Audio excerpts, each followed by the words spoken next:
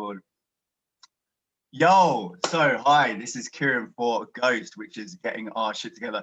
Really happy to be joined by Ruwan, who leads a Facebook group which is pretty popular, called Masculine Underground. Very popular indeed. And yeah, really glad to be talking with him. So hi, Ruwan, thanks for being with us. What's up, man? Yeah. So Ruwan has been. Am I saying your name correctly, by the way? Ruwan. I mean, with your accent, it actually sounds fine. Right, okay, if you're American, I'll correct you, but you could say cool. Ruwan in your accent. Oh no, okay. So Ruwan. So Ruwan's been a dating coach for 10 years now. He's out in Thailand at the moment. The story behind going to Thailand sounds like quite an interesting one. So maybe we could just start with a bit of an intro for yourself, Ruwan. Sure. Yeah, I coach men, primarily, mostly around intimacy. I have a background in sexuality. But I mean, I wouldn't call myself a dating coach. I do coach men on dating and connecting with women, but that's a pretty small part. I mean, my goal is to get people to individuate. Like I have a history. I've gone through various cycles myself, various hero's journeys of overcoming anxiety and finding my confidence. And that's really what I care about, is helping men individuate, which, yes, for most men is getting laid and making money and all those material things. But what I'm really interested is the internal hero's journey that we go through. And yeah, that's my goal, is to help people live their life stories. And I, as a coach, I don't love the term coach, but like I see myself as kind of like a witness or a guide on other people's life stories. Like my favorite thing is to see the movie of someone's life, of a guy's life, progress to the next stage. That's what I care about. Whether that involves certain goals, I mean, that's really up to him. But yeah, that's what I do. And I have courses on sexuality and archetypal psychology. Awesome. That's really interesting. Okay, so there's a lot there. I mean, so individuate, that's not a word I'm massively familiar with. And I'm guessing that's, could you just give us an outline? Yeah, I think Carl Jung coined the term. It's essentially finding your individual expression. Like if you take on the model that we all have dormant gifts, we're all born with a different, unique makeup. Obviously, genetically, this is true, but also in our psyche, in our unconscious, this is also true. You are interested in different things than me. You have different natural talents than me. You have different aspects to your personality than me. It's not to say that one is better than the other, but for both of us to live our best lives, we need to do our own thing, right? It's not about fitting into someone else's definition of success or masculinity or power. Real satisfaction, real fulfillment comes from finding that within yourself. So that's essentially what individuation is. It's not meeting some external standard of what is good, but finding that, having that come out of you, having your genius come out of you. Wow. Okay. So I really like that. But I mean, so I'm going to take that to the deepest level at the moment, right? So what you're saying, because we talk about with GOST, the sort of maybe the church and religious institutions, as they sort of falter in the West, I think there is a position for guys like yourself or myself or other coaches, you know, you don't like that word, but who can come in and fill this space of like, look, how do you live life? We know what we can do and our technological greatness and all of that, but there is a little bit of a gap there now spiritually for people. And so I really like what you're saying about individuate and lead your best path. So maybe on even like a Myers-Briggs personality type, like there's 16 different rough models of personality, and I've got one and you've got a different one. What's going to lead me to have a really fulfilling life is going to be different to yours. So, but what I'm trying to get in the question there is like, with this sort of that Nietzschean philosophy of the death of God, is this possible? Is this like real fulfillment of like going your own way? Is that even possible, is what I'm saying? I mean, or do you think there needs to be is there a higher order connectivity to community in there as well, or is it just at the individual level? Well, community is important. And if we look at, say, Thomas Carlyle's quote that history is a biography of great men, the people that have set up these orders, I mean, I don't know if you're religious or not, I hope this isn't offensive, but like the major religions were all put forward by individual men who were probably individuating. Like I was raised Christian, but I don't really, I might say this wrong, but like St. Paul, for instance, perhaps his most authentic expression of being a man was spreading the word of Jesus Christ. And maybe that was the most important thing. That was the most authentic thing for him to go do throughout the world during the time of his life. But a lot of people who followed the dogma were not individuating. I mean, essentially, religion, political parties, all of these things are ways of getting a bunch of people to coalesce under one ideology because it's easier to move together. I mean, I don't know if you want to go deep into like the sociology side of things but necessarily, unless you happen to have like 100 people who happen to have the same exact unique interests and talents, someone, in fact, probably most people are going to have to depress their natural selves, right? Like if you and I form a community and we have to decide the one way to do things, one of us is going to have to compromise, if not both of us. And when you add more people into it, you add thousands, millions of people, and you add people of different social strata with different, I mean, you want to talk Nietzsche, you have the masters and you have the slaves. They don't have the same lifestyles. They don't have the same morality. So ultimately, someone's going to subjugate to someone else. And to bring us all the way to the present, I think what a lot of guys experience, perhaps due to the death of God and the fact that we don't have these, very few of us are born into a society or a situation where it's like, here is the way to be a man. Here's the way to find your power. Here's the way to get validation even. It's like, it's kind of a choose your own adventure thing, which becomes very confusing if you're a young person. It's like, well, if I could do anything, what am I supposed to do? I'm not saying that's a bad thing. I think it's great that we have the freedom, but it adds a new kind of like existential challenge of what do you do with yourself? And, I don't know a lot about your channel, but I'm guessing from the title, Get Your Shit Together, is about, getting your shit together and finding what the thing is that your shit should do, I assume. Yeah, no, that's roughly it. No, I like that.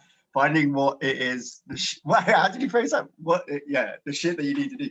But no, so that's brilliant. So what about if a guy came to you and he said, Ruwan, I don't know what my archetype is. I don't know how I'm going to get to that next level. And like you were saying, like I love that what you're saying about like it is a pick your own adventure, pick your own path to manhood, basically in our Western world, because it's not clearly defined of the rites of passage in the ritual. So what would you say to someone like that? How would you start exploring that? Yeah, I think the whole choose your own adventure thing is great from a freedom perspective, but it's not actually true. Like I'm actually going to reference Stephen Pressfield, who wrote The War of Art. He wrote a lot of other great books, but The War of Art, he speaks about towards the end of the book that you are not a blank slate. Like you weren't born with limitless potential to do anything. Like I don't know, maybe you're actually 6'7" when you stand up, but like you and I are probably not made for national or for professional basketball. Yeah. It's just not in our genetic makeup, I assume, right? Yeah. So you're not a blank slate. You actually can't be anything, but there's a specific thing within you that wants to come out, and that's what you're supposed to be. It's not be whatever you want. It's not like you could be a ballerina. Maybe you're not made to be a ballerina. Maybe you're made to make a YouTube channel or something, and that's the thing. So like his whole thing is like self-mastery, the creative work is not choosing to do anything. It's like finding out what's supposed to come out of you. It's actually, in a sense, predetermined. And we want to talk archetypes. Like what an archetype is, it's a set of characteristics that has been passed on from generation to generation in our psyche, as opposed to genes, right? Genes would be the physical part. Archetypes are like the psychic part of what is passed on from person to person throughout generations, either by nature or by culture, it doesn't matter. Yeah. And, essentially, you can recognize what are your natural interests and your natural tendencies. That's what you want to water. If you think of yourself as a garden, those are the plants you want to water. Anyway, I don't mean to get too abstract, but this is kind of what I go through in my archetype class of like how exactly to get in touch with your core primal virtues that actually have nothing to do, they're not things that need to be defined. Like I get so annoyed, not to go on a tangent, but I get so annoyed when people try to define masculinity. Like masculinity doesn't need to be defined. It's a thing already. You need to maybe find out how you want to express it or how it's expressed in you, but it's not an abstract thing that can be redefined any way you want as postmodernist, or Jordan Peterson calls out on postmodernist. We were speaking about him earlier. Anyway, I don't mean to rant, but I probably didn't answer your question. Sorry. No, that's good. That's good. But well, okay. So I would not take issue, but I would sort of question you there about how. So this definition of masculinity, I agree, it's very difficult, and it shows it's like it is something. It is an abstract sort of idea, but like you say, it does have characteristics. So I would slightly push back there and say, well, I might not have the perfect definition of masculinity, but I think there probably is one out there. Do you see what I mean? Or maybe I took Well, that's what I'm saying. I think it's not something that needs to be defined. It is a thing. I don't even think it's abstract. Masculinity are the traits that correlate with testosterone. That's it. That's the definition. Right. We don't need to. We can say that masculinity has how it shows up in society or how it's useful in society changes from generation to generation or changes from subculture to subculture, but it's actually not a thing that needs to be defined. It's a concrete thing. So a man's work is seeing how it expresses in him, but it is a thing. It's already a thing. You don't need to define masculinity. Right. Okay. Well, what about, okay, so what if you had a guy to come to you who was maybe the maybe the archetypal guy who we might not look at as masculine? Maybe he lives in Seattle and consumes a lot of soy. I'm sort of joking there, but you know what I mean. It's he's not. He wasn't the jock, not that you need to be, or do you know what I mean? Maybe he's not in his body. He hasn't done team sports. Maybe he hasn't done sparring or something like that. And he, you know, like even like this sort of conversation, he'd be like, "What are you guys talking about?" Like it just sounds like masculinity. Like this is 2021, bro. Like, do you see what I mean? How would you, someone like that who's got the complete opposite worldview, how would you sort of try and bring them into the fold and say, well, actually, maybe there is some truth to what I'm saying? Honestly, I mean, I wouldn't try to bring them into the fold. Like everyone has their own reality. I think the internet has displayed that to us more than anything, right? Like for the first time in history, over the last couple of decades, this is the first time where people of completely opposing perceptions of reality can interact in a way that they couldn't before. Like before interactive media, if you believe that, you know, Republican, I don't know, I don't want to get into politics, but if you believed in one way and you met someone who believed in something totally different, you probably wouldn't interact with that person much, right? Like the internet kind of shows. Anyway, my point is, I don't really care to convince someone. The internet's thrusting us together with people who aren't like-minded, and that's why there's a lot of turmoil. And maybe you're saying that's just not natural, and just there's no need to be in these conversations with people who are radically different to you because it's not going to bring. I think dialogue and exposing yourself to other things is really important. Obviously, I hope that people who maybe don't exactly think like you find your channel and maybe they're inspired with a new perspective, right? But for someone who's so radically different, I'm not trying to convince. I mean, everyone, to each their own. I'm not trying to convince a guy, you know, if that soy boy in Seattle really is happy, if he's really fulfilled, I have nothing. I mean, I'm not even saying that anyone should, I'm not even saying people should be masculine. I'm just saying if you want to be masculine, it's already been defined and it's not something that you need to redefine. If you want to be something else, fine. If you want to, I don't care what people do or how they dress or how they want to be called or their orientation, do whatever you want as you. But if you want to be a certain thing, let's call the thing what it is, right? Like there's certain core fundamentals that make up masculinity and they correlate directly to testosterone. This is not something that is abstract or that we make up, right? There's a function, we've evolved to have certain functions. I'm with you, and and that sort of brings one to quite a nice way of wrapping that bit up and saying, like, look, you might want to be more masculine, and that's directly linked to testosterone. So do things that are going to have testosterone secreted into your body. That's lifting heavy weights, doing hard tasks, whatever it is, maybe cold showers, whatever. So that's great. I mean, I wanted to dig more a little bit, Ruwan, into that thing that we mentioned a little bit, the tribal aspect of humanity versus this individuation and being an individual. How do you mesh the two, or is that possible? Could you just talk a little bit more about the model of how you see that? Well, shooting from the hip here, I just had a conversation with a client on this, so I'm just gonna kind of, it's fresh in my mind. Like, and this is something I think a lot of people experience when they start to individuate, when they start to seek their own development, whether it's spiritual or more material, where maybe you experienced this when you started your channel and you were talking about things that maybe your friends weren't into. Like this is something that's pretty common, right? if you're growing in a different direction than the planter that you're born into, people are gonna put some sort of social pressure on you, either shame or joke or make you feel uncomfortable. It's totally natural.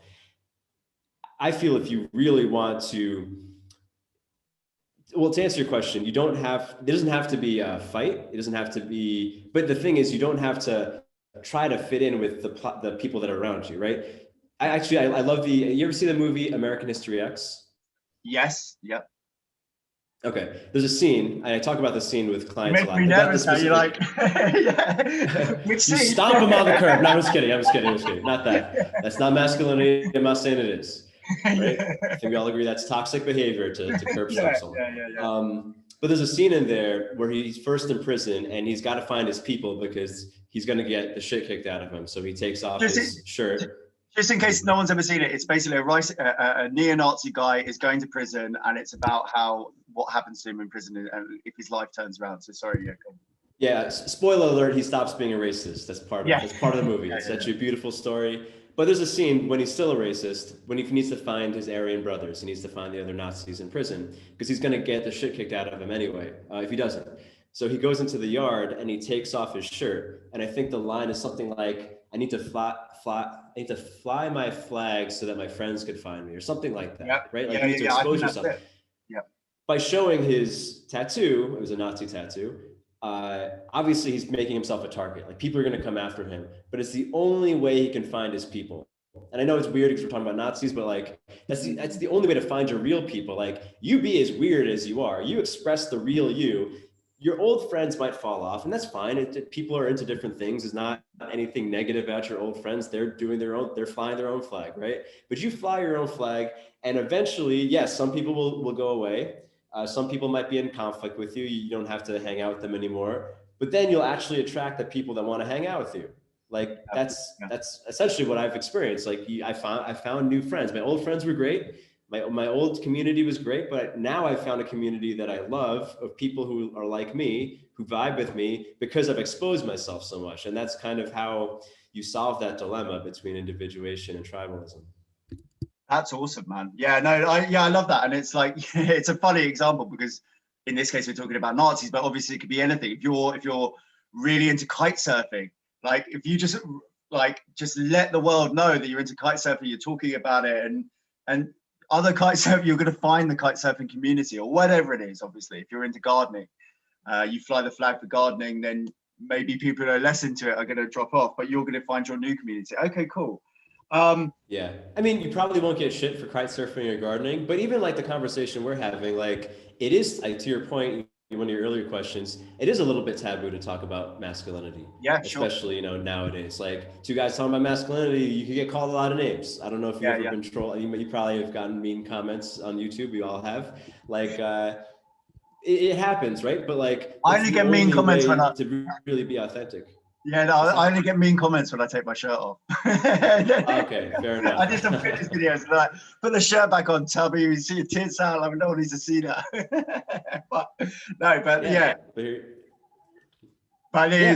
You're being real. You take that on the chin. I don't know whether there's truth in it or not, doesn't matter, but like that's how you find your people. No, you're right.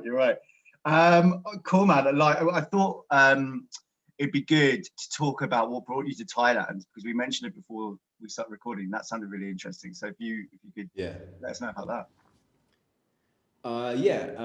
End of 2017, I was getting out of a relationship. I had a ticket to Thailand to study with Mantak Chia, who wrote the Multi-Orgasmic Band. He teaches microcosmic orbit, orgasm control type stuff, which I also get into. We could talk about it if you want.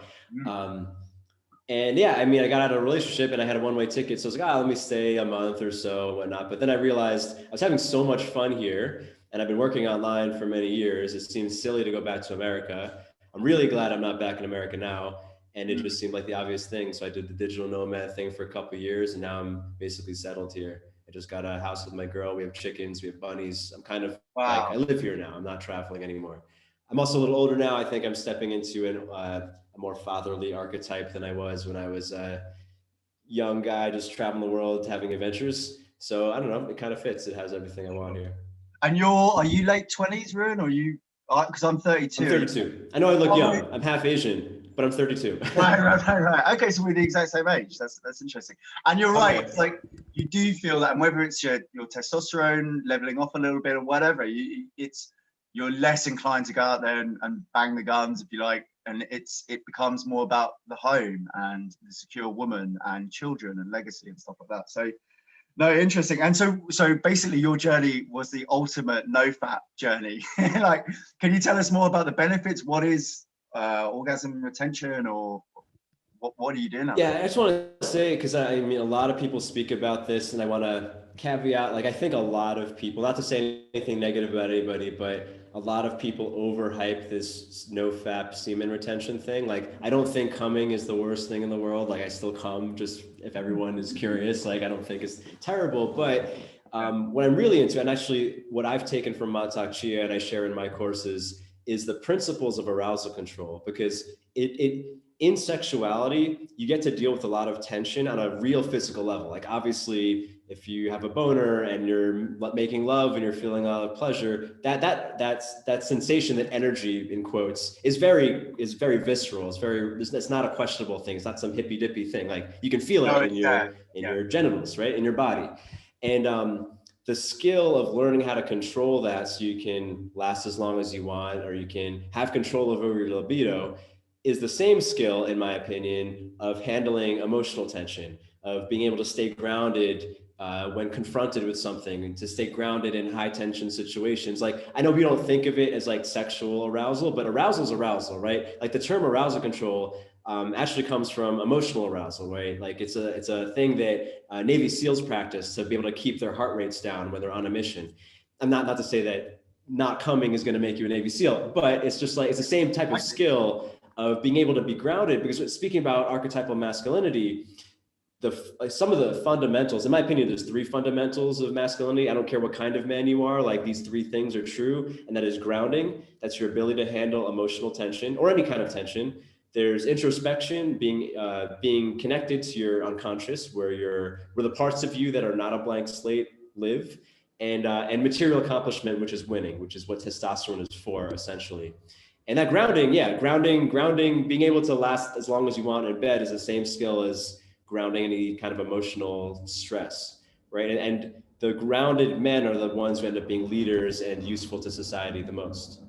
Right.